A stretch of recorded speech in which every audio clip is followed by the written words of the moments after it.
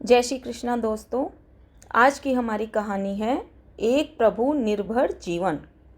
यह एक उत्तर प्रदेश में तारी घाट का प्रसंग है। स्वामी विवेकानंद तारी घाट में चिलचिलाती गर्मी के दिनों में रेलगाड़ी से उतरकर कहीं छायादार स्थान ढूंढ रहे थे। स्टेशन के द्वारपाल ने उन्हें अहाते में बैठने से मना कर दिया। वे गाड़ी खाने के पास एक खंबे के सहारे बैठ गए। उनके ठीक सामने अहाते में एक व्यापारी गद्दे पर बैठा था। बीती रात में व्यापारी भी स्वामी जी के साथ रेल के उसी डिब्बे में यात्रा कर रहा था और उसे पता था कि स्वामी जी के पास दिन भर के खाने के लिए कुछ भी नहीं है और उन्हें अपनी प्यास बुझाने के लिए एक गिलास पानी भी नहीं मिल सकेगा क्योंकि उनके पास पैसा भी नहीं है। सन्यासियों के बारे में व्यापारी की सोच बहुत घटिया थी। इसके बाद उसने स्वामी जी को यह कहते हुए, मैं खा रहा हूँ और पी रहा हूँ और तुम भूखे हो और प्यासे बैठे हो, ताना मारना शुरू कर दिया, जबकि वह स्वयं पूड़ियाँ खा रहा था और ठंडा पानी पी रहा था। तुम मेरी तरह पैसा कमाते तो ये अच्छी अच्छी चीज़ें खाते। जब यह वार्तालाप चल रहा था उसी समय एक स्थानीय व्यक्ति एक पोटली और पानी का पात्र लेकर आ पहुंचा।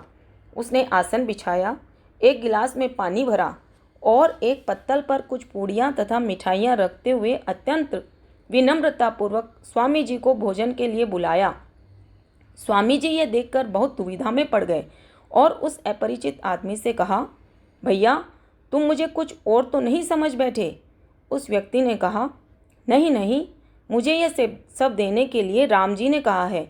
अभी आज दोपहर का भोजन करने के बाद मैं सो रहा था तो मैंने सपना देखा जिसमें राम जी मेरे सामने प्रकट हुए और सपने में आपकी ओर इशारा करते हुए भोजन और पानी देने के लिए कहा। इसे मात्र एक सपना मानते हुए मैंने करवट ली और फिर से सो गया। राम जी ने फिर से प्रकट होकर मुझे झटका दिया और पहले की तरह ही कहा, इसलिए मैं ये सब लेकर आया हूँ। आप ही वे व्यक्ति हैं जिन्हें राम जी ने मुझे सपने में दिखाया था। बाबा जी अब आइए और भोजन कीजिए। यह देख ताना मारने वाले व्यापारी ने स्वामी जी से अपने मूर्खतापूर्वक व्यवहार के लिए क्षमा करने के लिए प्रार्थना की और उनकी पदरज ली।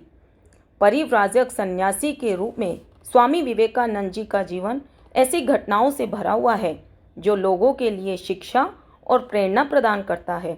ऐसी घटनाओं के संदर्भ में स्वामी विवेकानंद ने सदैव अपने परिव्राजक जीवन में गीता के श्लोक अनन्यश्चिंतो मा ये जना पर्युपासते तेषां निर्भययुक्तानां योगक्षेमं व्यमामहम्, अर्थात जो संपूर्ण रूप से स्वयं को मेरे लिए अर्पित कर देते हैं उनके योगक्षेम को मैं वहन करता हूँ को ध्यान में रखा था।